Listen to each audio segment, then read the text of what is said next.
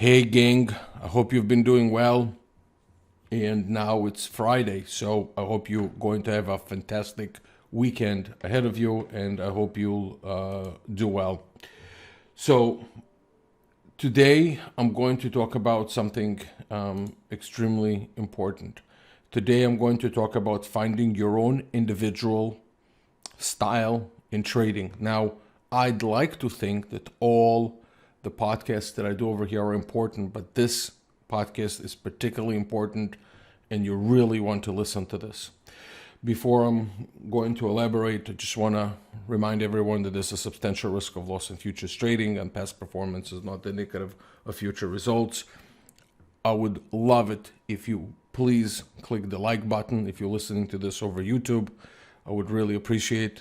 It takes just about a second if you like the podcasts. And at the same time, if you're listening over some sort of a podcast software, if you can leave a positive comment, I would really appreciate it. We're trying our best not to spend money on advertising, but rather reach people through education. So, having said that, I'll start. And one more thing, just a little commercial break is please go to our site to www.optimusfutures.com because we want to earn your business. Again, it's www.optimusfutures.com. Okay, so as you know, and you probably heard it many, many times, what the industry encourages and what some trading expert encourage is to find your own style of trading when it comes to your personality. So first they're talking about, they'll talk about whether you want to do things long-term, short-term, whether you feel more comfortable investing or day trading or swing trading or scalping or a combination of both. They're saying, first of all, you have to find what you're comfortable with in terms of doing and finding your strength and just go with that. And there's an entirely absolute truth to that. Not everybody wants to be a day trader. Not everybody wants to be a futures trader, and I respect that. I personally want to cater to the ones who want to be, but I totally understand if somebody says, you know what, I'm just going to buy a stock and sit on it for 10 years. If it's for them and it's their nature, honestly, I respect it, and I don't say it with any point of sarcasm.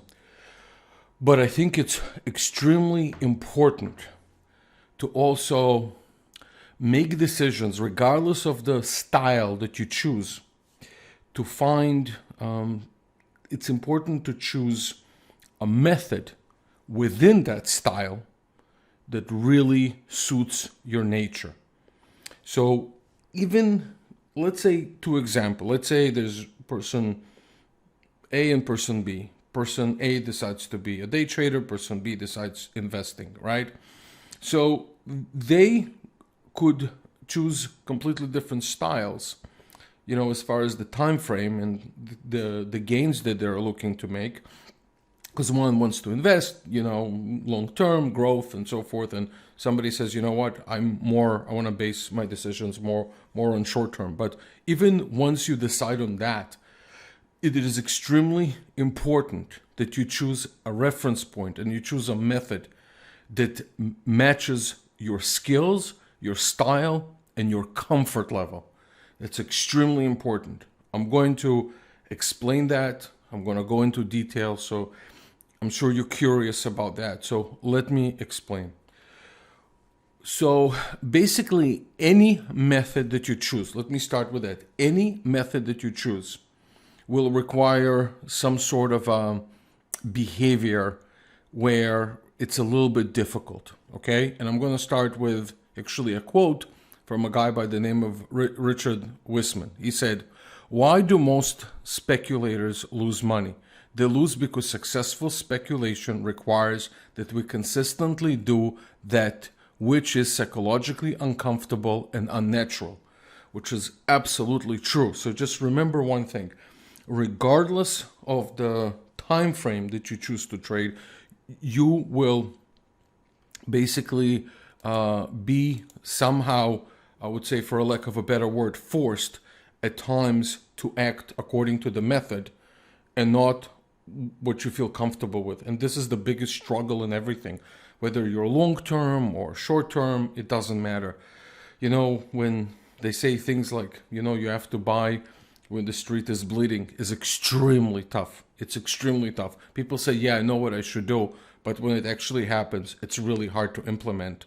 So again, there's no magic and it requires a lot of work. So whatever you use, just remember there will be a little bit of a psychological uncomfort, I guess, that happens.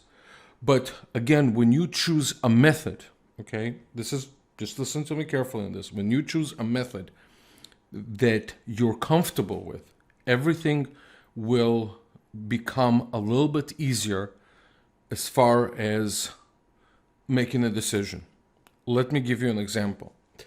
One of my good and successful customers is more of a position trader. Now, he's got the capital to back it up. He doesn't have a little bit of capital. He's got a lot of capital, so he can hold many futures, many commodities. He has the margin and everything else. But here's what he does.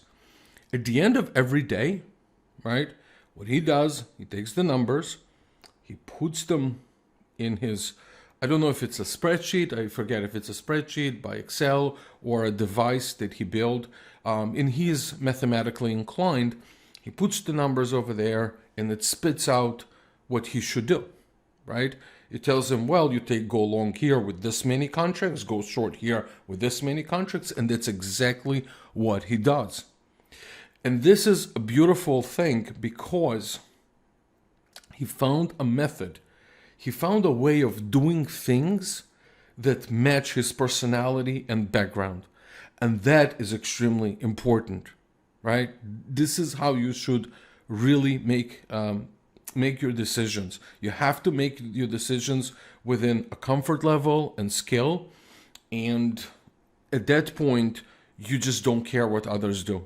It takes years to get there, because the first year you think to yourself, should I imitate this? And this guy said this, and on forum he said this, and I went to this chat room and he said this, and this guy's like, everybody inspires you. Everything is inspiring. This is what I would say your difference between year 1, year 5, and year 10, or like mine, it's year 20. So I don't get inspired anymore. Like I learn a lot from people still, but I don't get inspired first. We're like with a wow, like I did in my first year. And in the 5th year, I was like, okay, you know what? I'm starting to understand how this reference system being built. 10 year, I was already understanding, even better because I went through a lot of cycles. And today I understand this even more. So again, it's extremely important that you find a reference point that makes you feel comfortable, just like this person. Now, how do you go about this? Okay. Well, first of all, what you have to create is points of reference and points of data that you feel comfortable with your trading decision. So again, I'm going to repeat it. You have to have points of reference and pieces of data to make you feel comfortable with the decisions that you make in trading. What does it mean? It means that you have to make certain criteria that you will determine how you make decisions. And again, as I mentioned in every podcast, decision is not only to enter, decision is where to exit and where to exit, whether with a win or with a loss, right? And when you do all that, when you start building a system, you're starting to actually combine strategies that starting to match with your nature.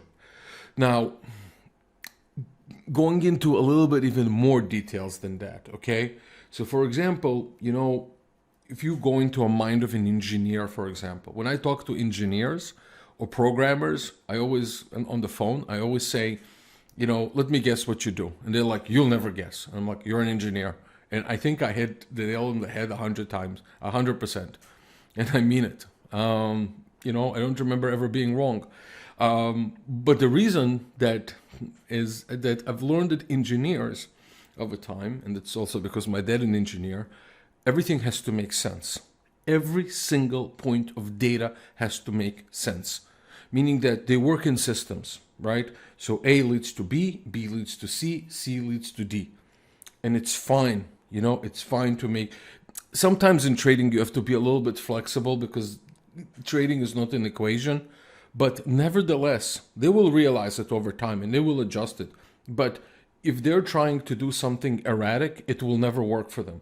So you have to find something that, flows with your logic and your decision making. This is what it is. If you're not an engineer, depending on what you did before, maybe you didn't have a profession yet. Maybe you came just, at university and you have a few years of work experience and now you're looking for a method, then I would say that it would be challenging, and it should be challenging, to find that specific point of reference that really matches exactly what you want to do. So what I would suggest for you again is the sooner you start developing points of reference and combining it with market data, the faster you will find how you want to make your trading decisions. Now, obviously, unlike my customer that I mentioned before, maybe you don't have the capability to work with Excel. Maybe you don't have the capability of building your own software where it spits out decisions based on your formula. But it doesn't matter. It really doesn't matter, because all you want to do is arrive at a point where you make a trading decision. Now, one of the things that you will realize over time, right, is that you will also choose the frequency. The difference between day trading and investing on two different spectrums, of course, is that investing does not require that many decisions. Day trading, on the other hand, requires a lot of decisions. Now, just because you're a day trader doesn't mean that you have to make a decision by the minute. You can, if you have the skills to do it, or you can make decisions every 5 minutes or every 10 minutes. But day trading, all it means is that you're just done at the end of the day session. So you can increase or decrease your trading frequency.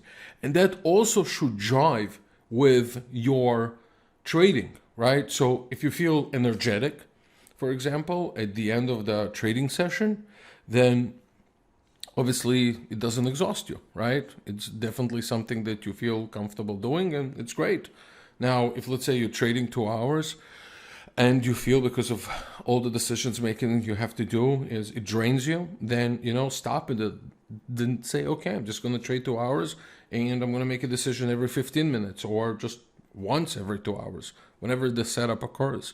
So just remember one thing, building your own really depends on your background, your skill, your nature, your academic background, your mentality, everything, and your personality, of course, your personality, whether you're an outgoing person or not, or, it takes you a long time to make a decision, for example, when I go buy a couch with my wife, I know exactly what I want to buy.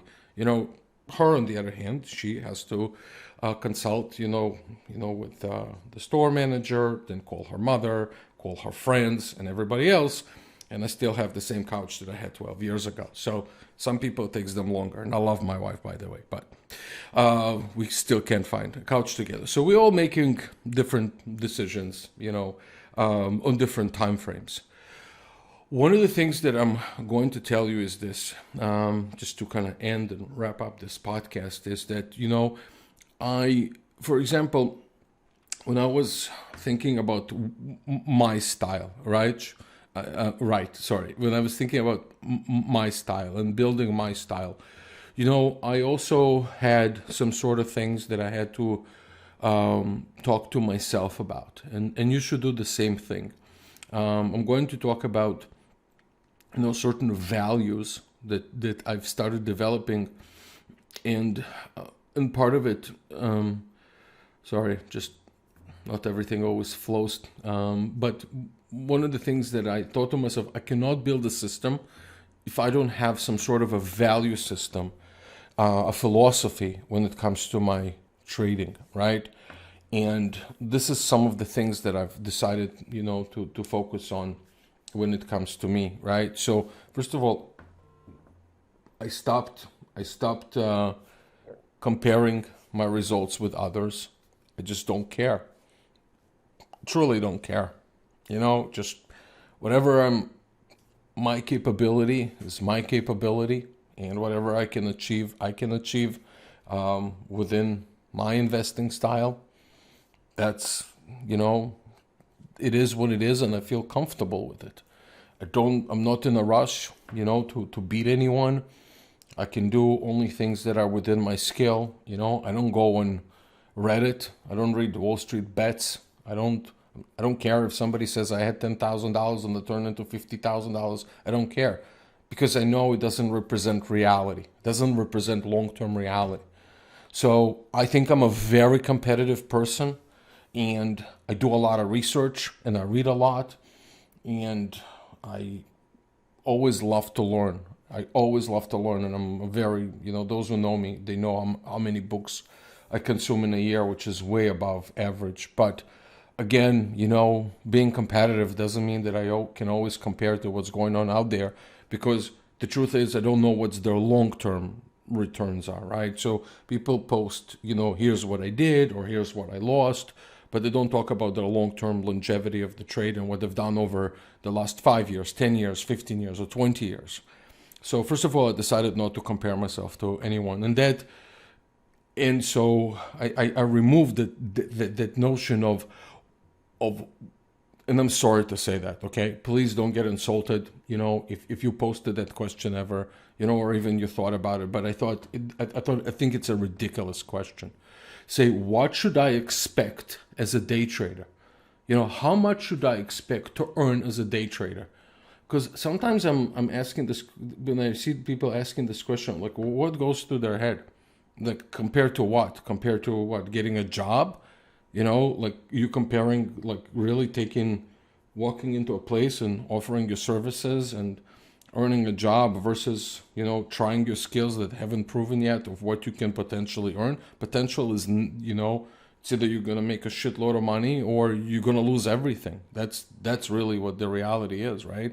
So, I'm just being, sincere and honest with you that there's just substantial risk in this. So, I, for one, removed that pressure altogether from myself. I don't ask, I say, okay, well, I'll earn what I deserve and what my skills allow me to do. So anyway, you get the point. And so, first of all, so that was the first thing, right? So then I stopped focusing really on the actual money part. What does it mean? Obviously, I care about money. So should you, right? But sometimes in investing in the market or investing in things that you like, you will go through a lot of fluctuations, right? So at any point in time, I don't focus so much on, whether I'm in a plus or a minus. I focus on whether I do things within my method, realizing that sometimes I could do the right thing and still lose money. So the focus on the money is I can't say that psychologically is not there. It's always there, and it will be there for every trader, but it's not to the same level that it was, before, when I was younger.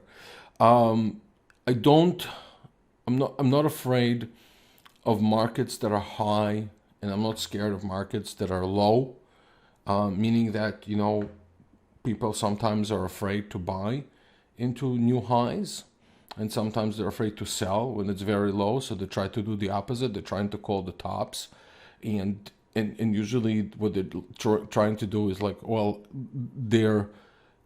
I stopped thinking is basically on, when the market reaches new high, and I'm trying to explain it to the best that I can. If the market reaches new high, then I'm thinking, okay, all those people who shorted, what is the actual risk reward they're anticipating? Do they expect that the market will collapse at that point exactly when they shorted? Maybe there could be a very small correction and then the market would go back up. Excuse me. So, I started realizing that trying to call tops and bottoms, it's probably the stupidest thing you can do in trading. because the risk and the reward just doesn't, it's not worth it. Now, clearly you can buy sometimes things at the bottom and they can rally, and sometimes you'll buy at the top and they could collapse, but this is not something that's going to happen on an ongoing basis, right? That's just what it is. So, I decided that I don't care, right? I don't care if it's high. I could buy into a high market. I could, I could sell into a low market. It's fine. It is what it is. I started looking more at things such as positive expectancy. So it's not every single investing decision that I make, that is important for me. That's not what I'm looking at. I'll make a lot of mistakes. I will make a lot of mistakes. But, what I started to realize is that I started looking at my bottom line P&L. That's what positive expectancy is. Looking at your bottom line P&L, not getting overly depressed if you have a bad day, right? So that's what it is. Then the other thing that I've also realized that, when I make decisions, whether it's in life or whether it's in investing or trading or anything else that I do, I realize that I will not have all the information.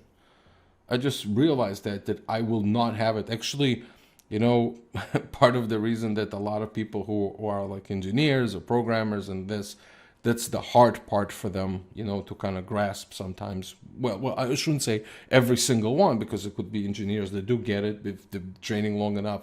But at first it's hard when there's a missing component. So every decision that I make, I know that I will not have all the information in the world. And enough is enough. I just have, the information that I have, and it's the information that I will use to make a decision. That's it. I'm not going to sit there and say, once I have those variables, that's it. I'm a decision maker. I'm not going to sit there and continuously doubt myself. Should I do it? I shouldn't do it. I should, maybe if I did, but I lost 3 times before, and maybe now I shouldn't do it. And so, what happened, in the past, that's what I've also learned through this whole process of building my own comfort and building my own points of reference, that whatever happened to my last trade is absolutely irrelevant. Actually, what happened to all my last trades is irrelevant. Absolutely, because once you're out of them, that's it. You're on to a new reality. I don't have this emotional baggage that I carry from before into new trading. Now, all those things that I'm telling you here is basically, again, is building your own points of reference. As I mentioned before, your own method that's sitting well with your comfort level. So all those decisions that I've made are sitting fine with me. Now, somebody might be listening to this and saying, well, if I don't have all the information, I'm not going to make a trading decision. So I say, okay, good luck to that. Try to day trade and get all the information in the world that's coming in every 30 seconds, right? Try to match it with your indicators, with your method, with Twitter news, Bloomberg, Reuters, CNN, Fox News, whatever you're listening to that day. Try to make all this mess of information that's being bombarded and try to make it into, a coherent decision making. I just decided, what? Most of it is noise. Most of it is bullshit information that doesn't really contribute to anything. Most people are driven by, most of the internet is driven by more content and more content. It's not necessarily quality content or accurate content. So what I decided to do, okay, I have my points of reference, I have my data, and I'm going to make my trading decision. And I'm fine with that. So again, what I wanted to tell you is that, whatever you do for yourself, if there's anything I want you to take out of this podcast, whatever you do for yourself and you feel comfortable with, do not be in competition with others. The market is challenging enough for you to develop competition against the market itself, right? Or I shouldn't say with the market itself, but you could be competitive enough to do more than the average person does when it comes to the markets, right? Because again, most of the people will do what makes feel comfortable for them, right? it's not necessarily, sometimes it feels very comfortable to buy things that are very, very low, which is not always the right decision, but it feels comfortable, right? The head feels good, but it's not the right thing to do. So over time, you will also realize what's right for you. You'll realize how to react to things. And again, the one thing that I want you to take out of this podcast is that whatever you do and develop, it's fine because it's you. Finding your own space in the trading world will be one of the most challenging things in themselves. Don't think for a minute that after this podcast, you will have the ability to sit there and say, you know what, I know what I'm feeling comfortable with. This 1, 2, and 3, and this is when I exit, this is when I enter, and that's it, and I'm fine. It really requires a lot of thinking to think about yourself as a decision maker, first of all. First and foremost, you're a decision maker. How do you make your decisions? Are you a spontaneous decision maker? Do you require a lot of thinking? How do you handle losses?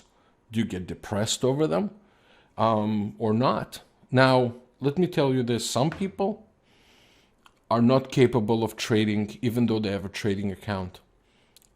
It's not that they're afraid of the loss. I've talked about that with some traders before. They said, I've opened an account, but I can't trade.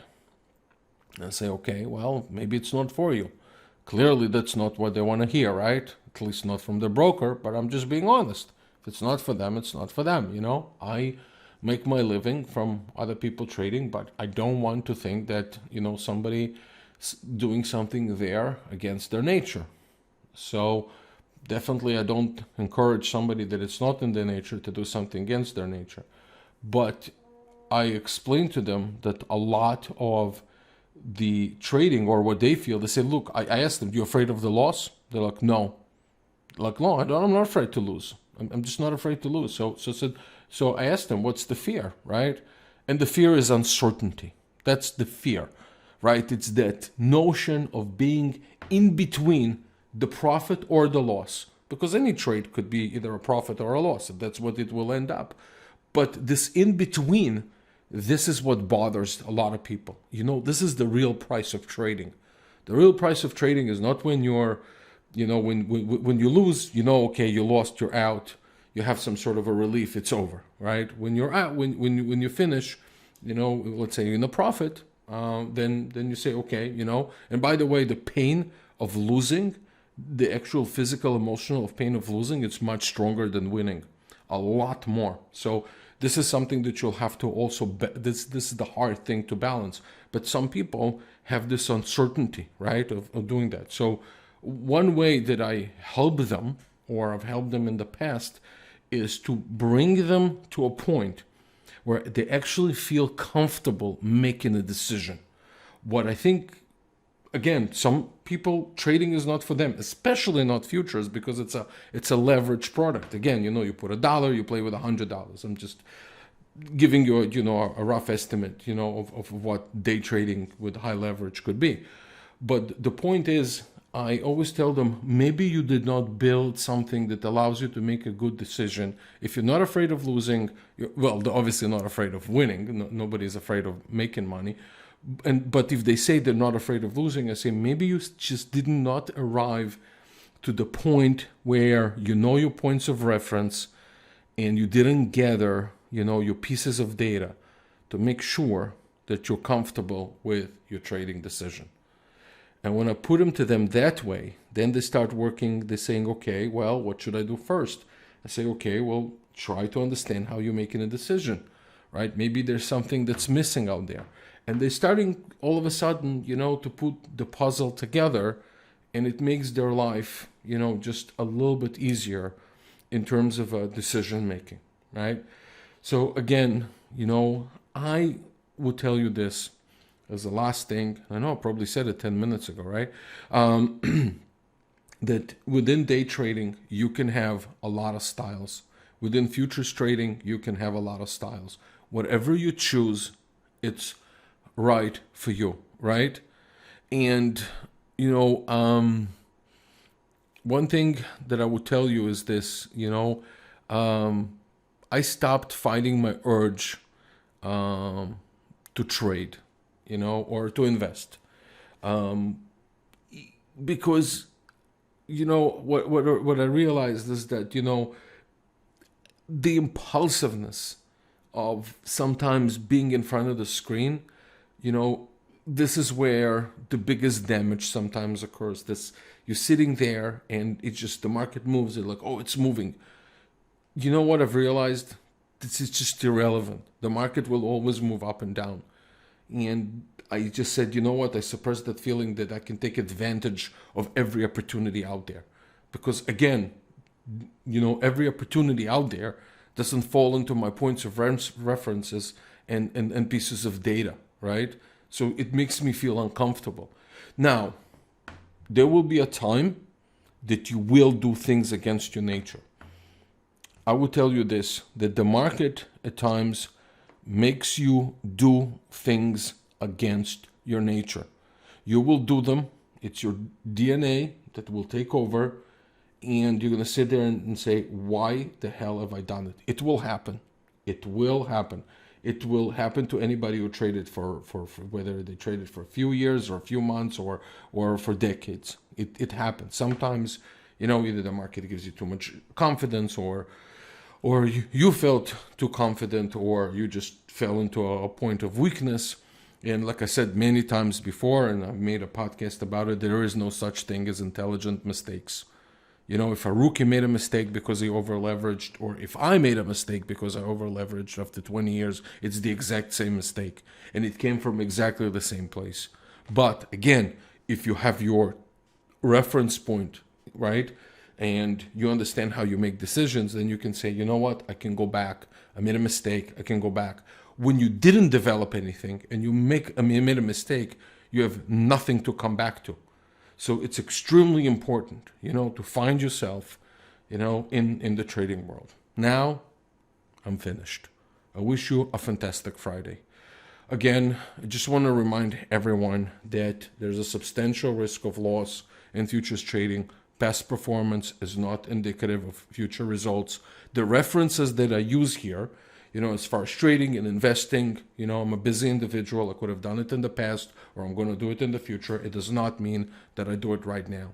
So just to keep that in mind, everything that I'm sharing with you is from my vast experience of all the years that I've been in the market. Again, if you want to earn your business, we have our own platform. We have good data feeds. They're stable data feeds. We have, stable platforms. I want to reach out to as many of you as I can. I want to earn your business. Go to www.optimusfutures.com. And look, you can call me. I know sometimes because I'm on YouTube, people say, oh, wow, you're on YouTube. And it's like, okay, I just took a mic and I recorded something. I'm not a celebrity. And, I'm just a regular guy that works. So you can always call me. If you something you want to discuss, I'm always here to help you. Our phone numbers, toll free, 1-800-771-6748. And outside, if you're outside of North America, it's 561-367-8686. Okay, now I'm done. Goodbye.